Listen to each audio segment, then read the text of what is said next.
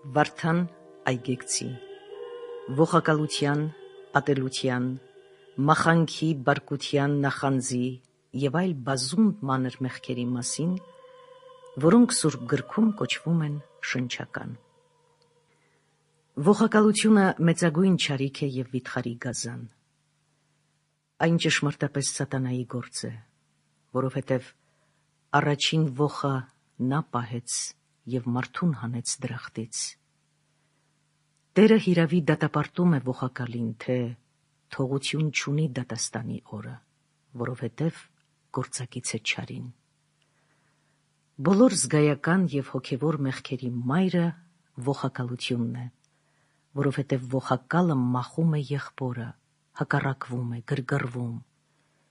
Իսկ ով ողակալ չէ, նման է Աստծու որդուն, չի նախանձում, չի գրգռվում, չի մախում, քեն ու վրեժ չի փնտրում, նաև չի ատում որևէ մեկին, այլ Աստուծո սիրով սիրում է իր եղբորը և չարի փոխարեն բարի է հատուցում, ինչպես պատվիրեց մեզ Աստված։ Այս շնչական մեղքը,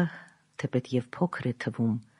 սակայն կատարյալ չարիք է, երբ որևէ մեկը գործում է այն ու չի զղջում։ Քանզի Քրիստոս սահմանեց. ով մեղք է գործում, ծառա է մեղքին։ Ուրեմն ով փոքր մեղք է գործում, փոքր մեղքի ծառա է։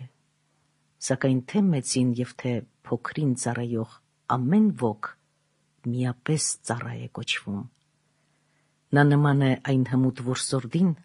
որին առյուծները չկարողացան սպանել։ Եվ երբ նա անհոգ ննջեց, եկան տկար աղվեսներն ու անզոր ճագարները և սպանեցին նրան։ Նմանապես էլ մենք,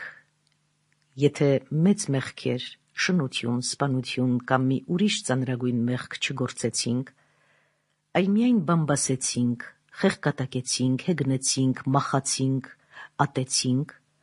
ապա Աստուծո սիրելիներ, չսպանվեցինք առյուծից, այլ տկար աղվեսներից։ Քրիստոս ասաց.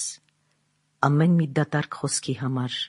հաշիվ պիտի տաք դատաստանի օրը։ Ով հանիրավի բարկանում է իր եղբոր վրա, մարդասպան է։ Ով նայում է անամոթաբար, շնացավ աչքով։ Առաքյալը դատապարտում է բամբասողին ու շողոքորթին, իսկ Տերը դատաստանի արժանի է համարում եղբորը հիմար և տգետ ասողին։ Հակառակությունն ու գրգռությունն այն են, որ մարդ միշտ խռովարար է լինում և հորդորում է ուրիշներին աղաղակ ու խռովություն բարձրացնել, իսկ ինքը հեռու է մնում։ Ով ատում է եղբորը, մարդասպան է։ Մախանքն այն է, որ ծածուկ ոխով այրվում և ծխում են մտքում, ինչպես կրակը հարդի տակ։ Նախանձն այն է, որ երբ տեսնում են մեկի բարիքը, խեղդվում և հույժ տրտմում են, ինչը հակառակ է Աստծուն։ Չարակնելն ու հաչաղելն այն են, որ երբ Աստված ընկերոջն ունեցվածք է տալիս, հույժ խոցվում են և չեն կամենում տեսնել կամ լսել եղբոր մասին։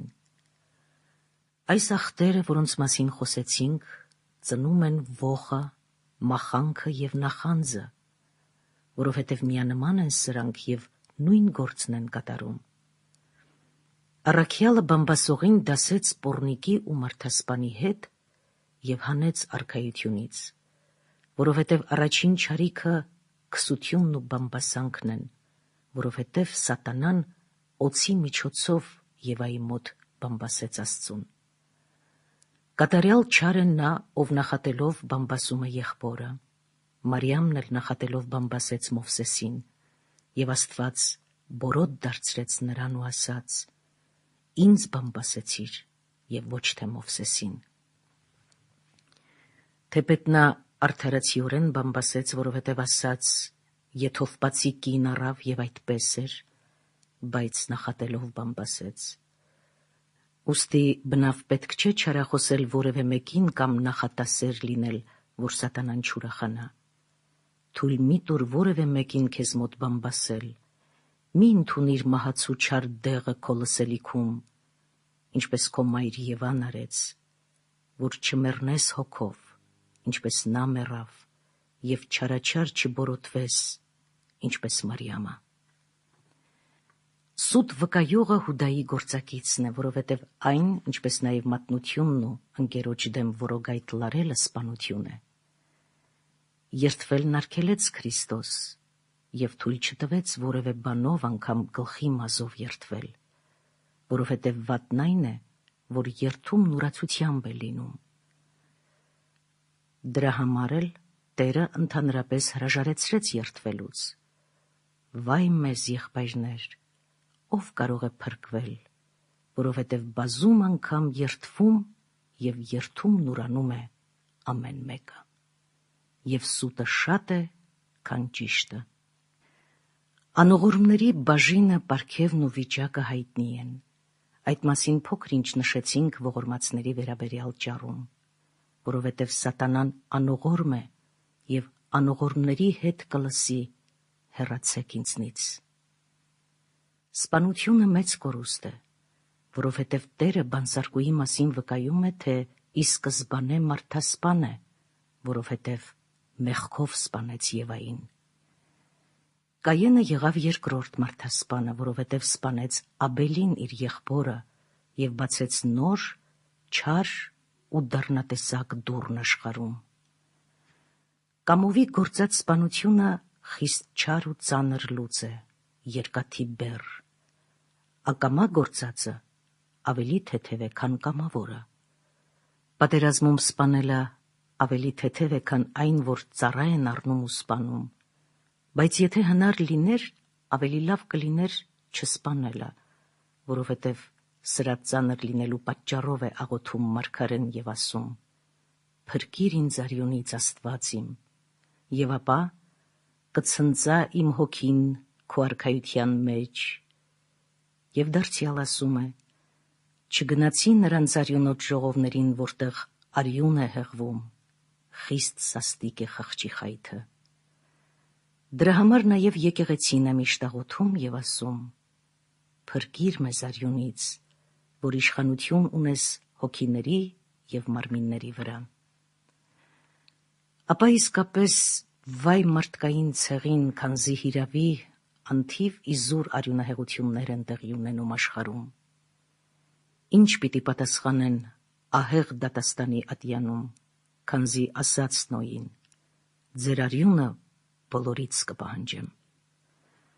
Եվ ցորենի, գինու և այլ պետքերի ազնիվ վաճառողը չէ, որ նզովվում է աստվածային գրքերում, այլ նա, ով արծաթի սիրո համար ագահությամբ ջանում է նվազեցնել ընդունված և Աստուծո կողմից սահմանված չափից ավելի, լինի քիչ թե շատ։ Այսպիսով, ով սահմանված չափից նվազեցնում է կամ թերակշռում,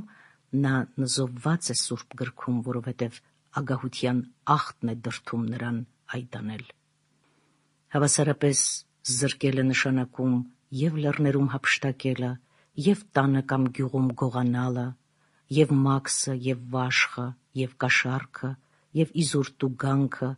և մշակի վարձը չտալը։ Սրանց հավասար է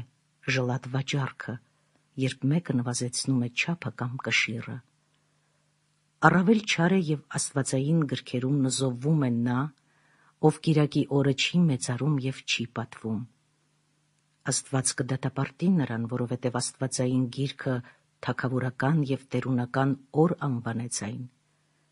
որովհետև Աստված նրանում սկսեց արարչագործությունը և նրանում ստեղծեց լույսը, հրեշտակներին ու վերին երկինքը։ Նաև կիրակի օրը ժողովրդին հանեց Եգիպտոսից, և կիրակի օրը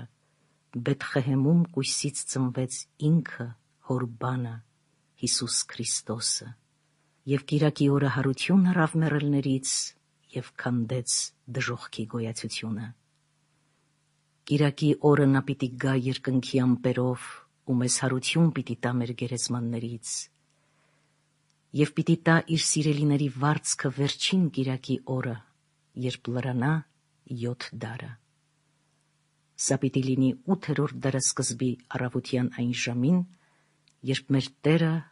հարություն առավ գերեզմանից։ Սա այն դարն է, որը չի անցնելու հավիտյան, այլ մնալու է անսպառ, նաև ցերեկ ու գիշեր չի լինելու այնտեղ։ Ապա հիրավի աստվածային գրքերից մեզ հրամայվեց, որ պատվենք կիրակի օրը, որքան կարող ենք և որքան թույլ է տալիս ժամանակը։ Կիրակի օրը մարմնով հանգստանանք 6 օրվա աշխատանքից, նաև մեր հոգին հանգստացնենք, խոստովանելով 6 օրվա մեղքերը։ Այդ օրը նաև գրքերով մխիթարվենք եկեղեցու դռանը, որովհետև 3 ավետարանները, որոնք ընթերցվում են կիրակի օրը, նախանշում են 3 փողերը։ Յուղաբերից ավետարանը նախանշում է առաջին փողը, երբ կենդանիներին կմահացնի, իսկ ընտրյալ արդարներին հարություն կտա և կդարձնի վերին Երուսաղեմի ժառանգորդներ։ Առավոտյան արձակման ավետարանը խորհրդանշում է միջին փողը, որը հարություն կտա բոլորին, իսկ ճաշու ավետարանը նախանշում է դատաստանը, երբ դատավորը կբազմի զարմանագործ և անձեռակերտ աթոռին ու կասի Ադամի սերունդներին. եկեք կամ գնացեք և այլն։ Ապա իրավացի կերպով գրվեց. ով իր ծուլության պատճառով մնա տանը և չլսի 3 ավետարանների ձայնը, այնպիսին չի լսի փողի ձայնը։ Իսկ նա, ով առողջ է մարմնով ու կատարյալ հասակով և առանց մեծ պատճառի նախքան պատարագի ավարտը ճաշակում է որևէ բան, կամ էլ ծուլության պատճառով չի գնում պատարագի, նզովքներով փակված է կանոնական հրամաններով։ Դրա համար աղաչում եմ ձեզ. պատվեցեք կիրակի օրը և փախեք նզովքներից, որոնք դրվեցին նրանց համար, որոնք չեն պատվում այն։ Բայց դու, ով եղբայր, տես գերագույն և հրաշափառ կիրակի օրվա պատիվը ու ահեղ լինելը, որովհետև հոգեշունչ գրքերը հրաման չեն տալիս ծնկի գալ այդ օրը, ճակատը գետնին հասցնելով, ինչպես անում ենք 6 օրերին, այլ երկրպագել Աստծուն ոտքի վրա, մի քիչ խոնարհվելով և մատների ծայրը միայն գետին հասցնելով։ Ապա տես, թե նա, ով առանց խտրություն դնելու մարմնի օրենքներով է գործում կիրակի օրը, ինչպես մյուս օրերին, որքան նզովքներով է կապվում Աստվածաշունչ գրքում։ Չծնրադրելու պատճառն այս է. մեր հայր Ադամը, չարից խաբված, ընկավ անեծքների այս աշխարհը գերակատար բարձունքներից։ Նույն օրինակով էլ մենք մեր մոր որովայնից գլխիվայր ենք ծնվում և ընկնում երկիր, նմանվելով մեր հայր Ադամին։ Քանի որ մանուկը մոր որովայնում ոտքի վրա է, գլուխը վերևում, իսկ վերջին ամսին իրեն ստեղծող Աստուծո հրամանով շրջվում է գլխիվայր։ Եվ խոնավ խավարային բանտում նրան կենդանի է պահվում թաղանթապատ։ Գլուխը որովայնի դռան մոտ է և ամեն օր փնտրում է ելքը։ Դրա համար աստվածային գրքերը նզովում են նրան, ով այդ ժամանակահատվածում ամուսնությամբ մերձենում է իր կնոջը, որովհետև վնասակար է և շատ է պատահում, որ մանուկը խեղդվում է։ Եվ առաջին պատճառի համար, որ Ադամը գլխիվայր ընկավ երկիր, մենք նույն խորհրդով 6 օր ծունր ենք դնում Աստծուն և գլուխը գետին հասցնում, իսկ կիրակի օրը չենք խոնարհվում գետնին, այլ ոտքի վրա ենք երկրպագում Աստծուն, որովհետև Քրիստոս հարություն առավ մեռելներից կիրակի օրը և մեզ ոտքի հանեց մեղքերի կործանումից և կռապաշտության կորստից։ Նրան փառք, այժմ և միշտ և հավիտյանս հավիտենից։ Ամեն։